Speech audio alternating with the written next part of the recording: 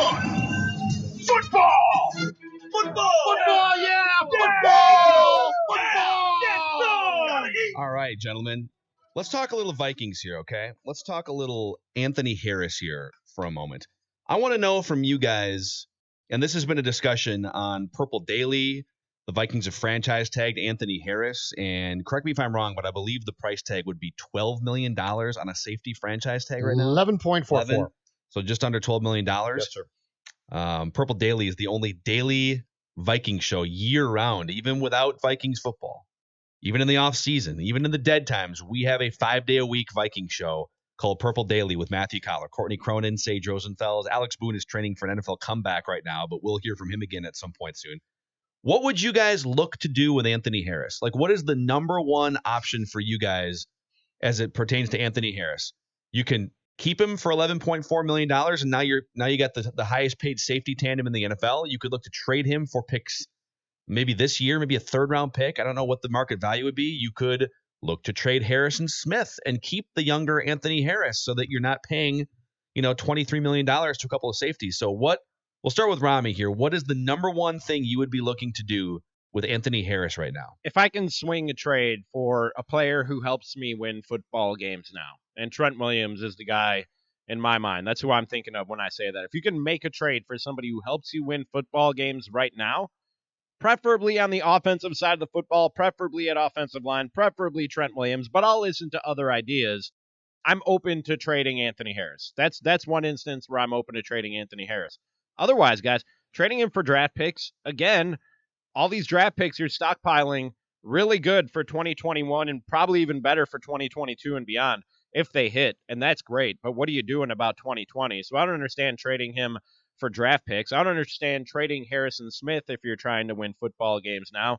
The only thing that makes sense to me is either bring back Anthony Harris and Harrison Smith at the safety position, or trade Anthony Harris for an established NFL roster player who can help you win games now. If you're not doing one of those two things, it's more moves for the future, which boggles my mind when you just double down on the Kirk Cousins investment and Mike Zimmer and Rick Spielman are still your head coach and general manager. So if it's me, I'm with Ramie on this. And what I do is I trade Harris. I'd like to get a second-round pick. I think they tried to get a second-round pick for him from Kevin Stefanski and the Cleveland Browns, and the Browns said no, which indicates to me that you'd probably get a third-round pick, which is what you would have gotten as a compensatory pick next year if you had allowed him to walk as a free agent. I still can't get my head around paying two safeties that much.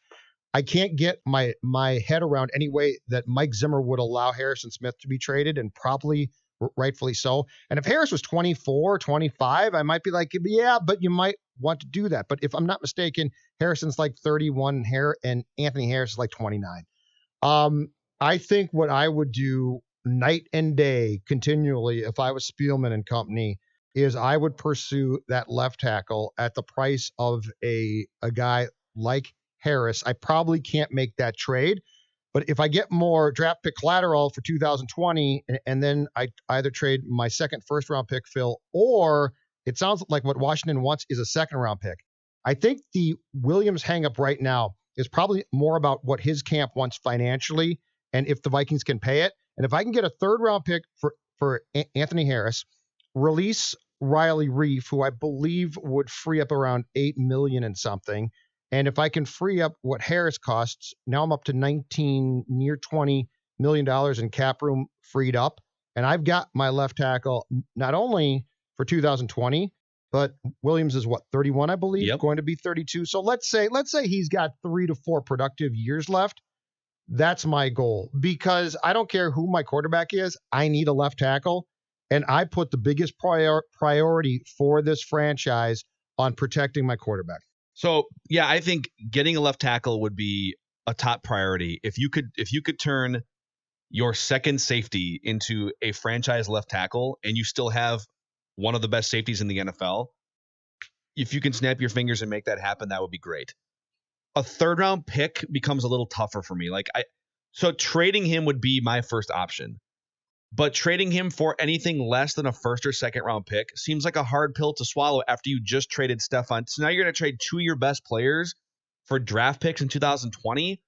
Now you're full on into 2021-22 mode. Not that you can't still make the playoffs as the 7th team in the NFC at 8-8. I mean, you could probably have your cake and eat it too a little bit if you thought you could go 8-8 and keep some semblance of excitement while stockpiling all this talent for the future. Yep. Maybe it's not the worst plan, but if you could get a win now franchise left tackle out of this, that'd be the best option. But let me throw this scenario at you guys, okay? What if it was Harrison Smith instead? What if Washington said, all right, we'd rather have Harrison Smith than Anthony Harris, and Trent Williams is definitely the piece that's going back to you. Would you be down to trade Harrison Smith and keep Anthony Harris and bank that Anthony Harris's 2019 season wasn't just a pop-up great season? Like, Harrison Smith is sustainably one of the best safeties in the NFL. Yeah. Would you? And you could argue that Anthony Harris was better last year, and Pro Football Focus had him better last year. Would you be willing, if teams said, I don't know, we're not really interested in that kind of a price for one good year? Would you trade Harrison Smith? Yes, if Zimmer's not my coach. Well, he is right now. I know, and the success of that defense, is banked around one guy. Harrison Smith makes that thing go because he can move around. He is a coach on the field without a question. He does so many things. And Harrison Smith is a very nice player. But again, he's 29. He's not a kid. I think it's a fair question to ask, how much does he benefit almost certainly from playing by Harrison Smith? And so if I had an offensive-minded coach and I was sort of blowing things up defensively, experimenting, bringing in a new coordinator, that would be probably the time that I would be more than willing to sever ties with Harrison Smith. But as this team runs right now, if you take Harrison Smith away, I think you're essentially taking the heartbeat of what the head coach defensively is trying to do. And I don't know that wouldn't be a recipe for what could be absolute defensive disaster. See, I think that just creates another unknown for a team that, if they're trying to win football games now, already probably has too many unknowns. Look, nobody here is saying Anthony Harris isn't a good football player. We know he is a very good football player, and just look at what he did last year on the field to prove that. But I think it takes a good football player to benefit from having Harrison Smith next to you. Not just anybody could walk in and reap the rewards or reap the benefits of playing alongside Harrison Smith. Anthony Harris is good enough to do that, which is, I think, a very high compliment for the guy.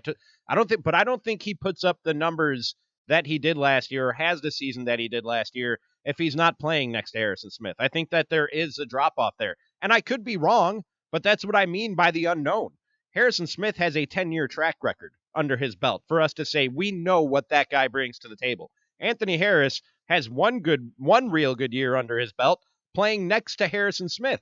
Harrison Smith has done it no matter who is playing next to him. So even if you're trading him for a Trent Williams, I think you're opening up another unknown, both at the position that Harrison Smith plays and who's going to replace him, and an Anthony Harris, and how much does that impact the production that he has at the other safety position. And I think that's a good segue into another potential option, and it just seems like such an unorthodox option, but can a creative defensive mind put those two guys together and get $23 million worth of value out of two of the highest paid safeties in the NFL? Like, is there, in other sports, it's so easy to do it, right? Well, the Yankees get A-Rod, and so what do we do with two shortstops? I don't know. Move one to third. Okay.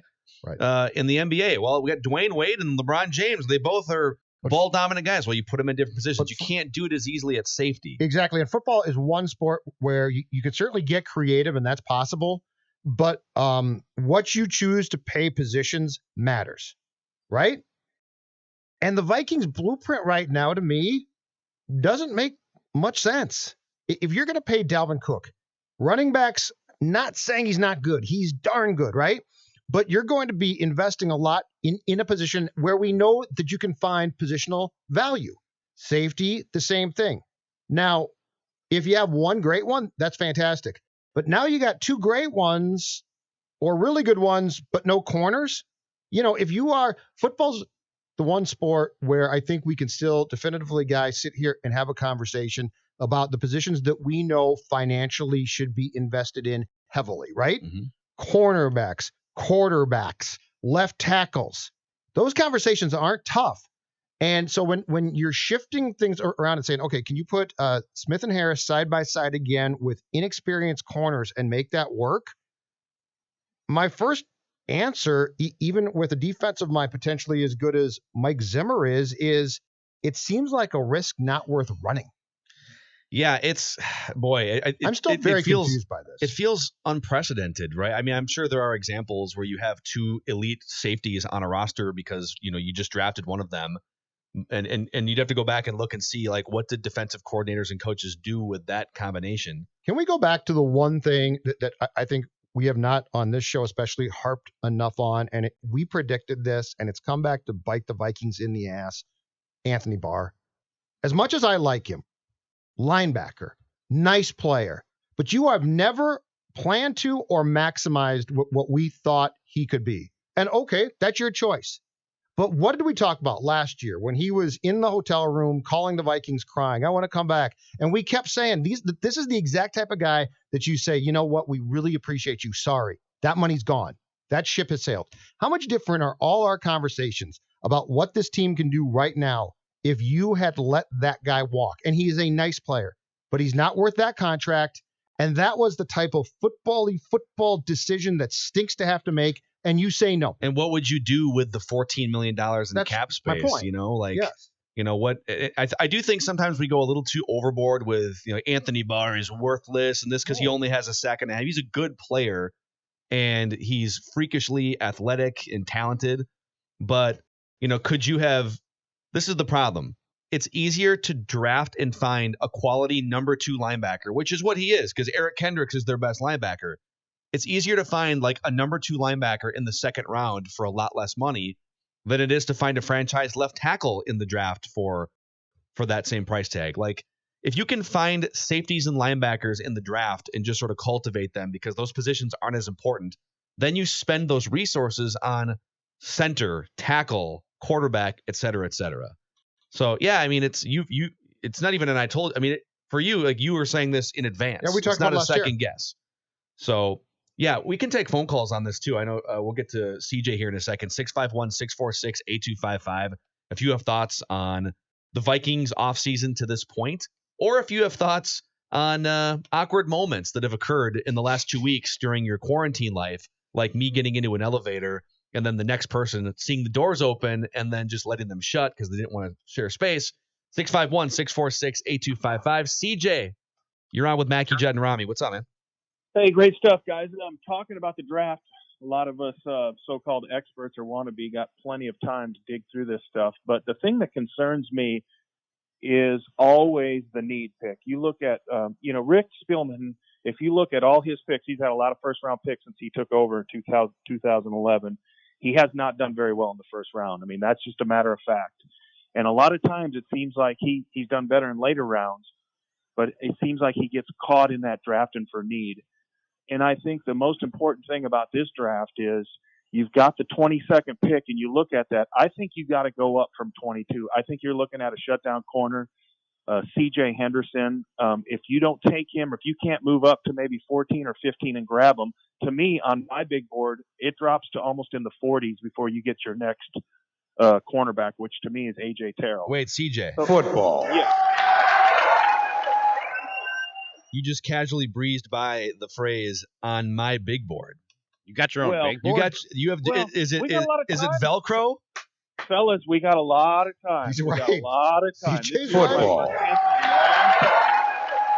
CJ just inspired me to come up with a Score North contest, and I'm going to propose this on the air. Show us your big board. I like it. Everybody's stuck at home in isolation, in quarantine. They're all draft experts like our guy CJ here. Make your own big board and show us your big board at SKOR North. CJ, tweet it at us. Gotta have it. I will send it your way. But I want to finish this subject. So a lot of people are like, well, if you're going to go from 22 to 14, what are you going to have to give up, right? And they go into a panic. And the short answer is you give up whatever it takes to go up there and you get that shutdown corner. Now, how do you get those picks back? You've got 25. You've got the best wide receiver draft maybe in history. Now you start going backward with 25 and get those picks back. If you've got to go back once, twice, 3, 4 times into the late 30s, you've got all this leverage now. You stockpile day 2, and now you go for the need picks that you've got to fill all these holes. So my big point is go up to 22, get the shutdown corner, take 25, and look to go back. And hopefully they're doing their due diligence, and hopefully this is a plan that they want to do, because if they sit there at 22 and wait for a cornerback and then reach for one that's just not going to be shut down, not ready to play, then all of a sudden we got serious problems. Football. Nice. Good phone call. TJ, thank you for the That phone got me call. excited. Please send us. He's got a your big board. Dude, he's doing his due diligence there. Good for I don't him. hate that plan. If there's somebody that you really like and you've got all this ammunition, don't be afraid to trade up and then stockpile picks on the way back if wide receiver is what you're looking Have to you guys draft. ever been so into the draft that you made your own big board? Can't say that I have. I I did- am very much into the draft, but I did for hockey once. wait, what? I was like 15. I had a board for hockey, How deep did it go? just first round. Okay. That's So all. like random Russian players from No, this was 85, dude. There were no. It was all It was all- Canadians and you. No, I threw it away.